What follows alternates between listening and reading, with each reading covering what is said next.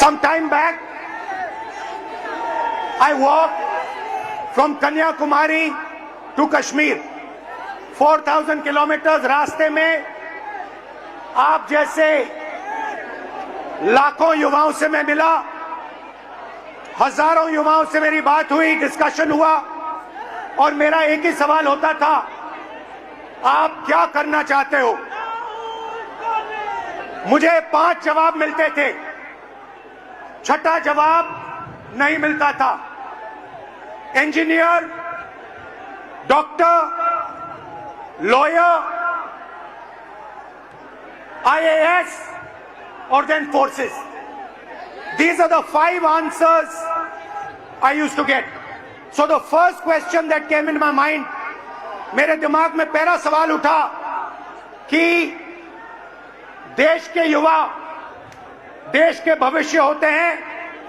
हमारा education system हमारे युवाओं को सिर्फ 5 ऑप्शंस क्यों देता है? यह सवाल बहुत बार मैंने पूछा, वही जवाब मिला। तो यात्रा पे मैंने 15-16 लड़कियों के साथ मीटिंग की और उनसे पूछा क्या करना चाहती हो? किसी ने कहा इंजीनियर, किसी ने कहा डॉक्टर, किसी ने कहा लॉयर, वही 5 जवाब। और फिर मैंने उनसे पूछा, मुझे सच बताओ क्या करना चाहती हो? तुम्हारे दिल में क्या है? सच्चाई ये थी कि जो वो करना चाहते थे और ये जो 5 ऑप्शंस थे, इसमें बहुत फर्क था। कोई ऑथर बनना चाहती थी, कोई डांसर बनना चाहती थी, कोई एस्ट्रोनॉट बनना चाहती थी। फिर मैंने एक टेस्ट किया, मैंने उन्हीं लड़कियों से एक सवाल पूछा, आप में से कितनी लड़कियां पायलट बनना चाहती हैं? एक भी लड़की ने हां नहीं कहा।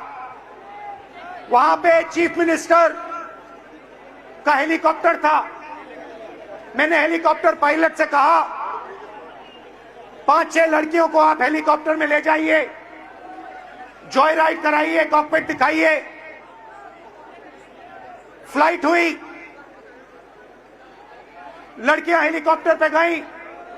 जैसे ही वापस आई, मैंने सवाल पूछा, क्या करना चाहती हो? सारी की सारी लड़कियों ने कहा, हम पायलट बनना चाहती हैं।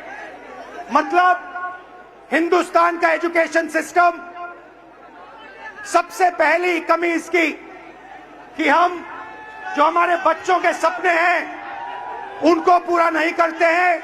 जो उनके ऑप्शंस हैं, जो वो ऑप्शन चाहते हैं, उनकी हम रिस्पेक्ट नहीं करते। उसके बाद यात्रा के बाद मैंने एजुकेशन सिस्टम के बारे में और थोड़ा सोचना शुरू किया। सवाल उठे।